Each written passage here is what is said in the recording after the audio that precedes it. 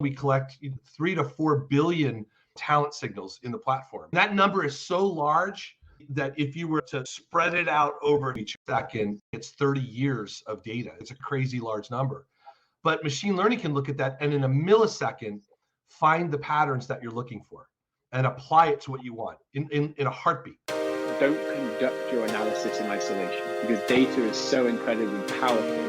Not defending just the tribe, but defending the organization. Those creative people that you really want to keep empowered, keep excited, keep motivated, keep thinking. A good experience pays dividends down the line. Stereotypes tend to break down in proximity. Welcome to We're Only Human, a podcast about human resources, business, technology, and the workplace. My name is Ben Eubanks, your host, and I'm so glad you're here.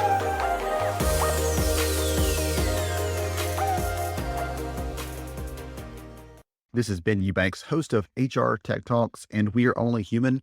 Today's episode of We're Only Human is a replay of a new episode that just went live this week on the HR Tech Talks live stream show. If you don't watch that, you don't catch that, it happens over on LinkedIn. If you follow me on LinkedIn, you will probably get notified if you check out the episodes. They normally go live on Mondays at 11 Central or 9 a.m. Pacific time. That's noon Eastern. I'm trying to get all the time zones in here. So if you want to check out those episodes, I normally talk to different providers in the HR technology space across talent acquisition, compensation, benefits, learning, performance, pretty much anything you can imagine that touches on the employee life cycle, employee well-being. It's a big, big net there.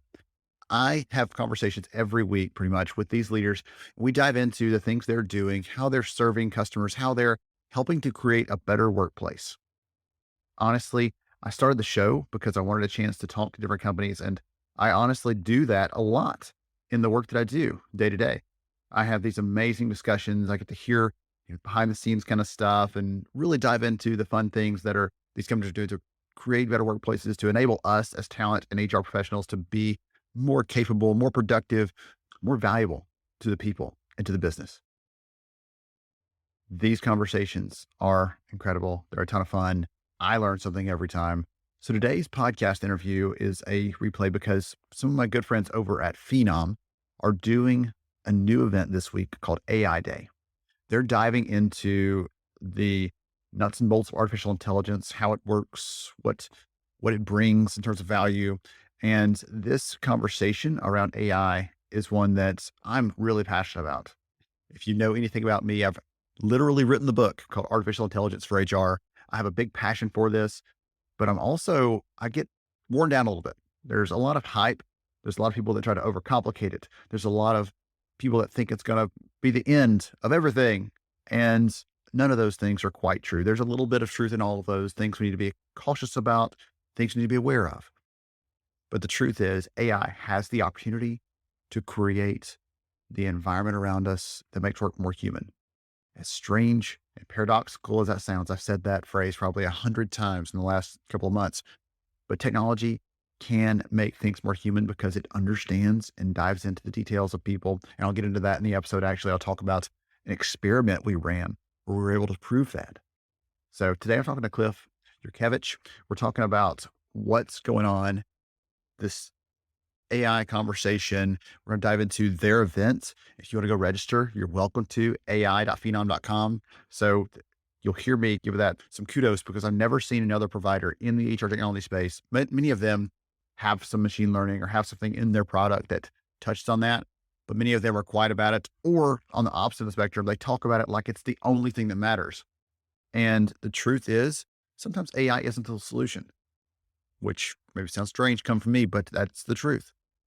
I think it has a lot of potential, and I think it's already delivering value. As you'll hear in some of the stories that Cliff shares, it's already delivering real value for real companies that we know and love and trust, like Newell Brands, who does Rubbermaid and all those other products, like Southwest Airlines and some of these other companies we all know, we appreciate. You don't know and realize probably that they're using that in their hiring to create a better experience, to bring in the best people. They're using that to create an internal marketplace for talent so they can tap into those great people again and again and again and keep them engaged and excited and productive and retained within the business.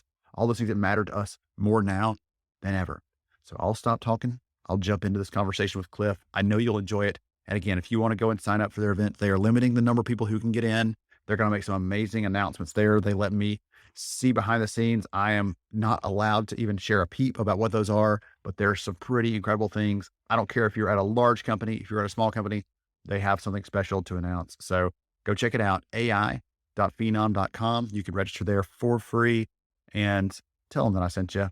Just kidding. I don't really care if you tell them. I just want you to go check it out because I think it's going to make you better. It's going to make the profession better. And maybe it'll entice you enough to go check out that book that your friend wrote called Artificial Intelligence for HR as the new edition comes out in January. I'm so pumped about it. And I'll be talking more about it in the coming months. Thank you so much. Have a great rest of your day and enjoy this episode with Cliff from Phenom. So today I'm talking to someone from the team over at Phenom. We're talking about AI and the work that's going on there. They have a really big event coming up that is honestly a first in the entire universe of HR technology companies I've ever run across.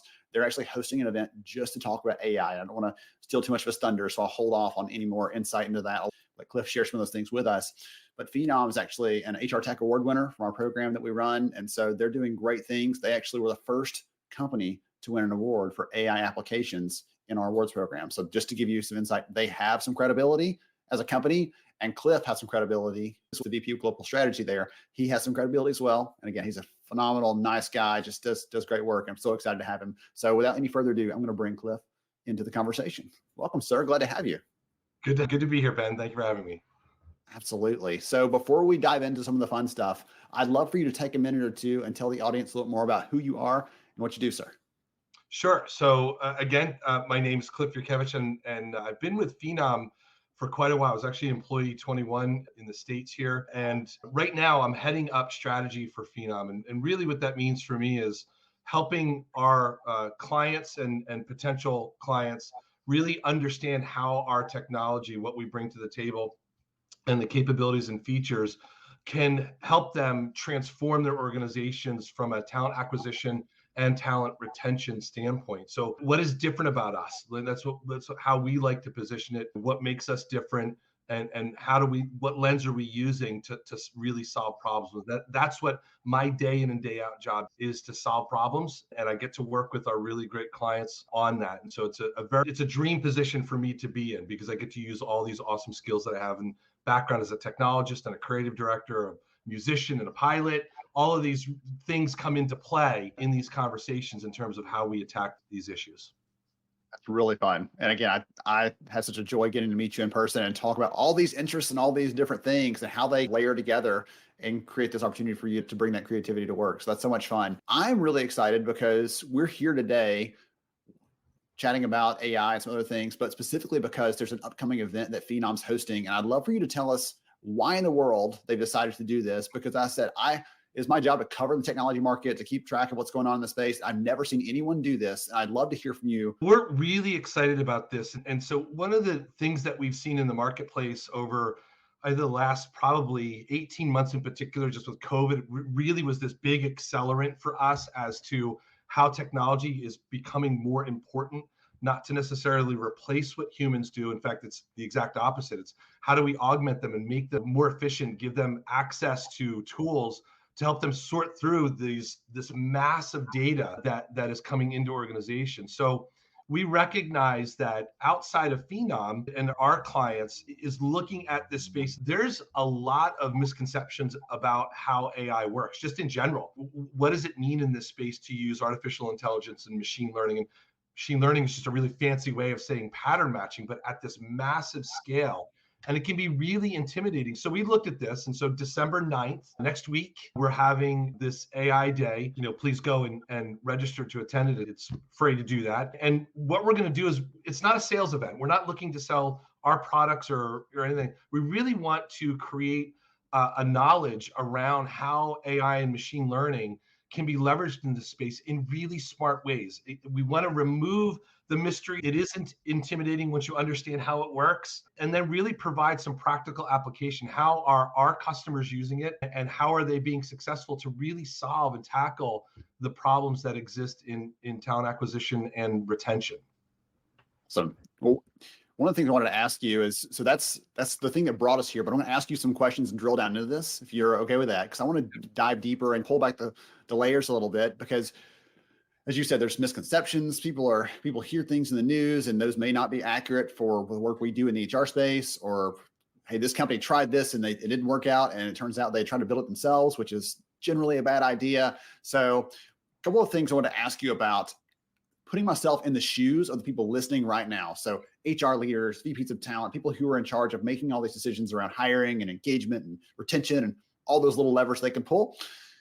If I'm one of those leaders and I'm listening to this conversation around AI, do I need to be thinking about this differently when I'm building a business case or trying to bring this to my leadership for investment? Should we be thinking about something with AI in it differently than I should a legacy piece of technology? Is it the same? Is it different? I'd love to hear from you, because I don't know what you're going to answer to this. Honestly, I have no idea, but I'm curious what your perspective is on that. Sure. From my perspective, and I'll offer this really is my opinion, but it really is based on my years of experience in working in this domain and building software in general. There is a very distinct difference between, we'll call it the legacy systems that have been used over the last 30 years, your ATSs and HCMs. And there's certainly a place today for those technologies. However, the way that I would describe it, especially if you're a leader and you're trying to get your organization to evolve in their thinking, and really that we talk about transformation, and it's a very simple visualization.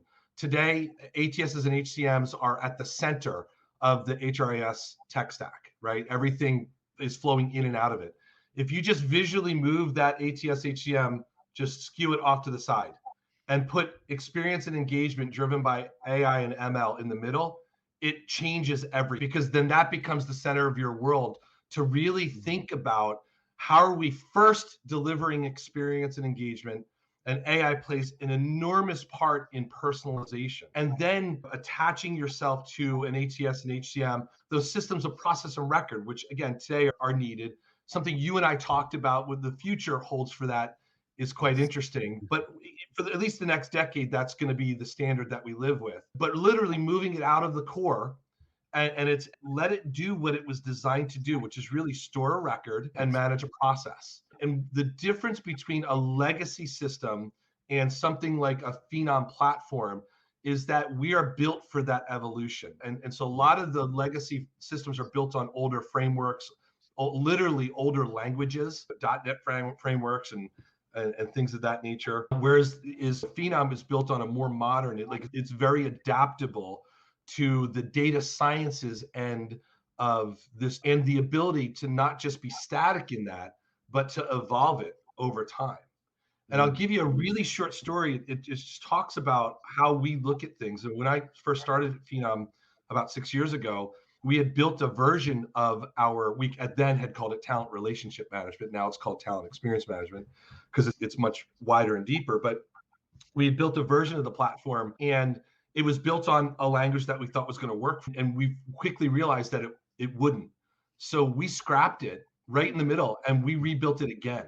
And this is all we're trying to acquire clients and deliver on the platform features and functions that we had sold. But you have to be willing to look at even how you build things so that you can evolve. And I would say it this way. We look at it as, if your data, I'll say it in a positive statement, data collection must be evolved so experiences can evolve. And that's a really important way of looking, because this is all about data. It really is. And so, yes, there is a huge difference in the legacy systems versus a more modern platform. Awesome. Well, I don't remember if we talked about this story again. We keep referencing the time we had together, but it sticks out because I haven't met that many people in person this year. So I keep referring back to it. But I don't remember if we talked about this, or I don't think I've talked about it on the show either. So if people listening into this, they've listened to the show for a while, you haven't heard this story, but we ran an experiment about 18 months ago to try to test out algorithms against human capabilities to see which one could solve some problems better. And when it came to identifying issues at a very personalized level, and that's why I brought this up, Cliff, because you're talking about the ability for these AI tools to really deeply personalize an experience around someone. So it's not the peanut butter spread, everybody gets the same thing, but Cliff, we know this about you, so you're getting this experience. But Ben, we know this about you, so you're getting this experience. Being able to tailor that, we found that the technology, the algorithms, the AI, machine learning, whatever you want to call it, those things are so much better than us at being able to do that. That doesn't mean we don't have work to do. Right? Someone's still got to execute on other things. Someone's still got to hire that person and spend time with that person and onboard that person. We have other things we have to take care of, but to let those be the entry point, as you were saying, let those be the front door, the opportunity to really connect and engage with somebody. The data we have, the evidence we have indicates that's the best way to do it. It's so much more personalized, individualized, connected to that person's. Anyway, sorry, I'm get all excited about this, and I'm like getting flustered. We see the data points that out. So I just wanted to back that up, what you were saying there, really validate. Like, we're seeing that. It's not just a big vision or whatever else, because you are a vision guy. You have to look at the future, what's possible, but these things are possible now, today. Yeah. I think when you talk about data, the first thing that comes to mind is just explaining how it works so that people can then draw the conclusion, okay, that's why these automations, this is why machine learning is so important in my space when you talk about these big data sets. And one of the things we'll talk about for AI Day with Phenom on December 9th really is taking it right back to the raw basics. Like, why are these technologies, why do they exist? And it really is to look at this machine learning component of it, which is, again, it's just pattern matching, but at a scale that human beings could not process that much data that quickly. Like, we can, on our platform, last year alone, we collect 3 to 4 billion different, we call them talent signals in the platform. That number is so large that if you were to spread it out over time, you're talking about, if it were a minute in a day, it's 30 years of data. Like, it's a crazy large number. But machine learning can look at that and in a millisecond find the patterns that you're looking for and apply it to what you want in a heartbeat. So there is, and I think everyone does understand that, but what there is a failure to recognize is how the matching itself works. Like, how are we matching patterns? And the way that patterns get matched in the system isn't, in our example, we'll talk about job personalization, right? A candidate or an employee to a future role. And we're using a job description to help do that. But the way that this works is pretty complex, but I'll try to simplify it. The candidate is compared to every candidate we've ever seen. And it's not just looking at their profile, it's looking at every profile of any human being that has ever had similar or the same experiences, skills, job titles, worked in a location, went to a school, got a degree in X or a certification in X, and says, okay, what does success look like for that individual? It does the same thing for a job. Based on the job description, we're looking in our database, it's 400 million jobs that we're looking at and trying to find the pattern. And then you combine those two patterns first to say, this is what a good match looks like. And then you apply that to a person. And so it is so deep that a human being would take years to do one person. And we're doing this across an enterprise. And I think of a company like DHL with 750,000 employees, that are using our platform, or a Southwest Airlines with 70,000 employees that have just really unique skill sets, these knowledge workers, Kohl's or a Whole Foods where you've got that frontline worker and you're doing high volume hiring. They're all unique situations. So the point here is that one pattern won't work. One workflow won't work. One configuration won't work. So not only does the machine learning have to have a huge data set to work with, it also has the flexibility to be able to configure that story, that personalization at the person level, at the job, at the department, in a vertical, in an industry. Like, it is extraordinarily complex, but we simplify that. So it's a simplification of that maze. And that's what, to your point, allows recruiters to actually love their job again, because they're not managing software systems, they're managing relationships. Because we answered the question about the technical fit, the skill fit, the competency fit, all those questions get answered. Now it is, you're spending your time talking about attitude, aptitude, culture, diversity and inclusion. These are things that human beings are better at. There is no algorithm today that can determine a good culture fit. It just doesn't exist. Human beings are really good at that if we can get them past the technical fit. Does that make sense? Oh yeah, absolutely. Well, I'm thinking about, I love the example because this is one that everybody out there listening to this that has ever had that stack of resumes understands the pain of solving that problem and how valuable that can be.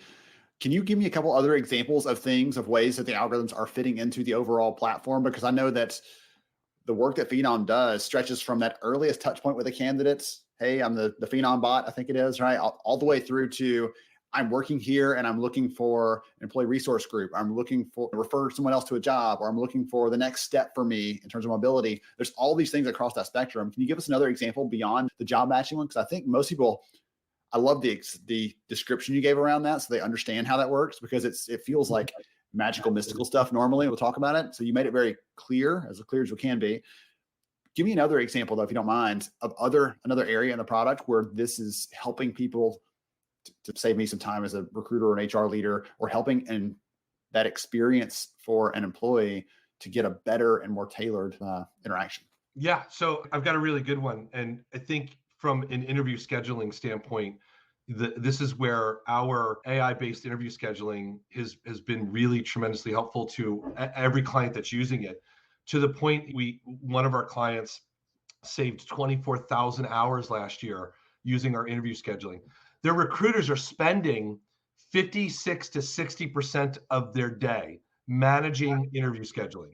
It is a crazy amount of time, right? So you're talking about as much as, let's say, 4.5 hours out of a 7 or 8 hour workday, just managing that flow. If you can replace that with automation, and you have to think about every use case there. It's a one person to interview a group, or a group of people interviewing one person, and managing all of their calendars and their changes. Somebody gets sick or a meeting comes up, and being able to not just manage the scheduling of the interview, but all of the email communication that goes back and forth, and or text, because we do this through SMS as well, be able to communicate using the tools that the enterprise uses, as well as the employee or the candidate. So it can't just be, again, it's not just one way of doing it.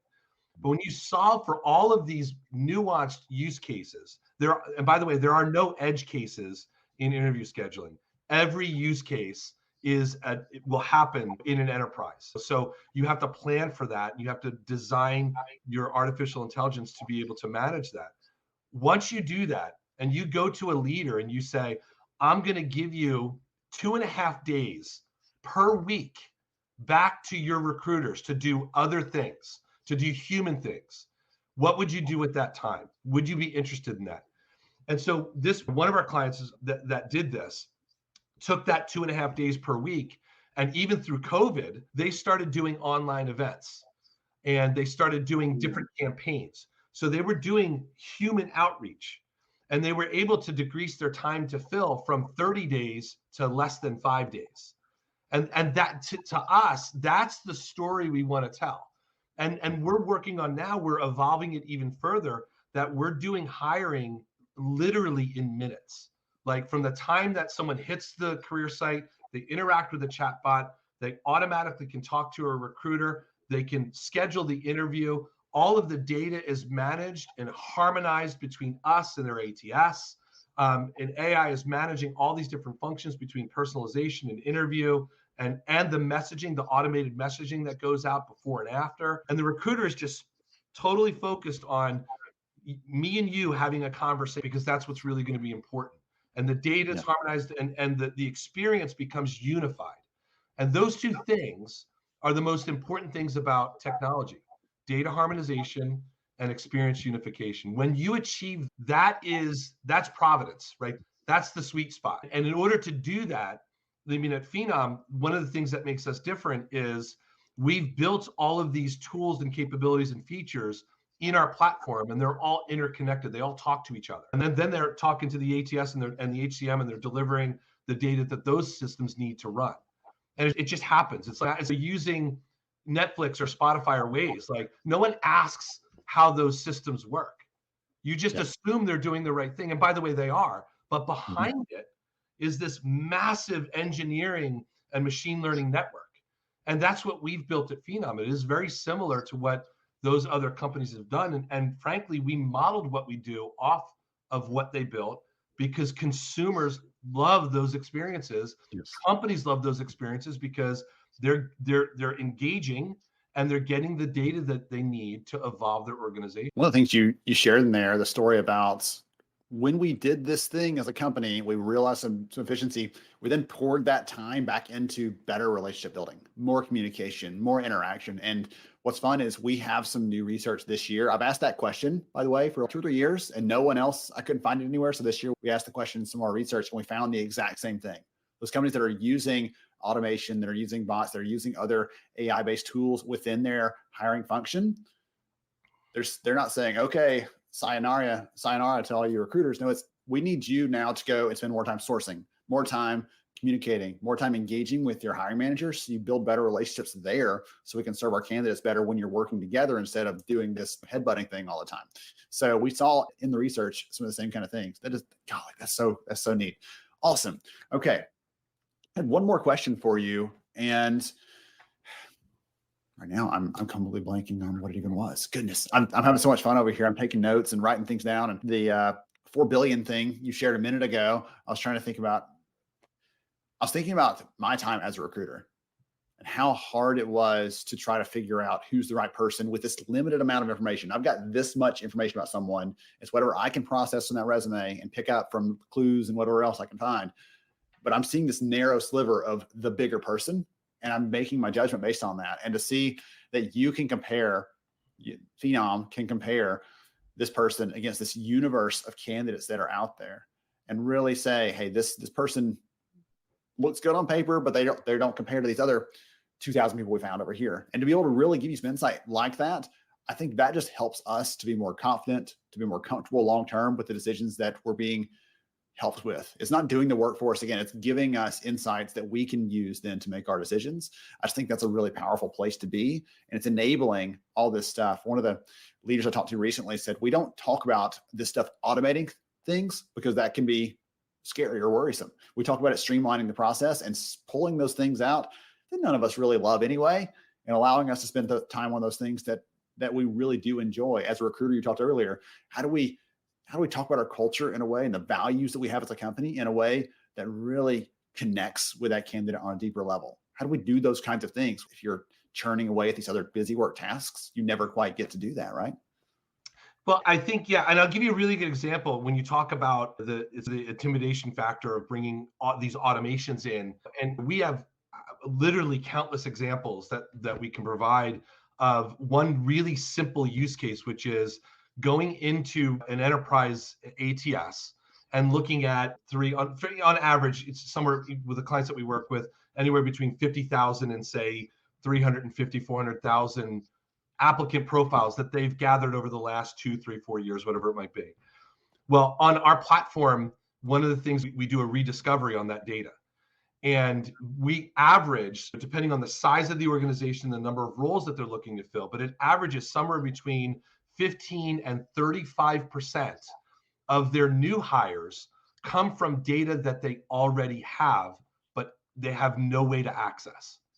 So this is unlocking this data that they've gathered over years through an automation and saying, we're going to look at that rediscovery process and we're going to fill at a bare minimum 15% of your new hires. And for some of our clients, it's as much as 35% of their new hires are coming from data that they're sitting on it. It's a gold mine. That's the incredible. Other piece is we look at traffic to the career site experiences and the tools that you use.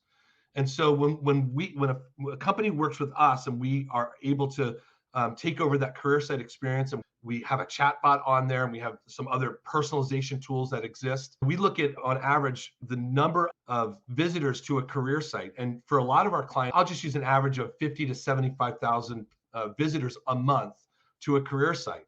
And if you're working with an ATS, you're not capturing that lead generation. You have no idea who's hitting your career site. We'll do a visualization of that to say, do you realize, and I'm in Philly, so I'll use the link where the Eagles play as an example, about 60,000 people go there.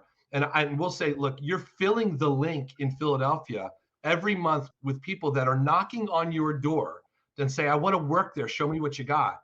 And nobody's answering it. What if we could open that door for you, invite them in, have them sit down, show them a personalized experience, make it really engaging. And the difference is that when candidates find value in that experience, they will give you their data. They want to, because they want a better job. They want better work. They want to get work that they're passionate about. So take the traffic you already have, just engage them better. The point here is this. It's not a war for talent. That's a phrase that does not accurately describe what we're doing. It's a race to engage. And those that engage better, faster, are going to win the day on both sides, both the talent, the individuals that possess these skills and experiences that we need, and the recruiters and leaders of these organizations that are looking to connect with those individuals. Like, it's a race to engage. And when you think of it that way, it starts to make sense why automation is such an important part of that equation. I love that example. And that's a great way for us to get into the end and wrap this one up. I have enjoyed this so much. I've got so many good notes over here and good ideas and things like that. Again, I'm going to flash that up on screen, but you call it out audibly. If someone wants to participate in this, I know the seats are actually limited. This isn't a free for all. There's a certain number of seats available for this event. So go ahead and share that one more time so people can join. Yeah, so it's going to be December 9th. And if you go to ai.phenom.com, super easy registration. It is limited, but get in there. There's still some open. We'd love to have you and really learn about how AI is transforming, innovating, and evolving talent acquisition and talent retention, and get some really good real life examples of how our clients are successfully using this technology. Wonderful. Thank you so much for helping us cut through the hype and get to the nuts and bolts of how it works as much as we can explain in this format here without a whiteboard and some other stuff. And also for sharing the real practical stories and examples too. I love how that makes this come to life for people. And that's what I keep hearing from those in the audience. Like, they enjoy that more than anything else, because it's easy for someone to talk about future state, possibilities, all those things. When you say someone is doing it and here's how it works and here's the benefit they're getting, that makes it really concrete. So thank you so much, Cliff, for joining us. I really appreciate you. Thank you so much for having me, Ben, and I look forward to the next time we meet. Awesome. Thank you, sir. All right. I hope all of you that joined us today actually enjoyed the conversation as much as I did. That was so much fun. Obviously, I love the AI stuff because I've written the book on it, and the new version of the book's coming out very soon in about a month. And so this is such a fun conversation, but it's easy to get caught up in the hype if you're one of those that just loves the new stuff. It's also easy to get scared and worried because you read a headline and let's stay away from that forever. And the truth is somewhere in between, usually. And as we heard from Cliff today, there are some really great stories and examples of how these things are working right now and solving problems for employers. So I hope you'll go check out ai.phenom.com. Check out AI Day. They're doing some really good stuff over there. They're an award winner in our program. So I can't give them a high enough recommendation for you to go spend a little bit of time over there and learn some more. Get yourself really engaged in that. I'll tell you one last thing before I wrap it up. I had a chance this week to speak on a panel alongside the head of people analytics and artificial intelligence for a company called Aramark. They have hundreds of thousands of employees, and he was super nice guy, very smart. And one of the things that came out of that conversation, he was sharing it and stuck with me. He said, this AI stuff, you can either say that's all hype and just turn your back to it. Or you can say, I don't know what I believe. I don't know what it's going to do. I'm not sure about that. And you're going to lean into it and try to understand, educate yourself. If you are worried about your job in the future and those things, he said it's not much to worry about because he works closely with it and he can see what it can do, but also the limits of what it can do. It's not going to replace us. And we heard that from Cliff today too. So if you're worried about those things, spend some time educating yourself. Don't just turn your back on it. Don't put your head in the sand. Don't miss a chance to really reap the benefits, not just to your team, but to your company and to the people you're serving as well. Thank you so much for joining us. I appreciate you, and we'll catch you next time. Thank you so much for joining me on the show today. I'm honored to have you as a listener. If you enjoyed this episode, please take 10 seconds to rate it at iTunes, Stitcher, or wherever you listen to your podcast.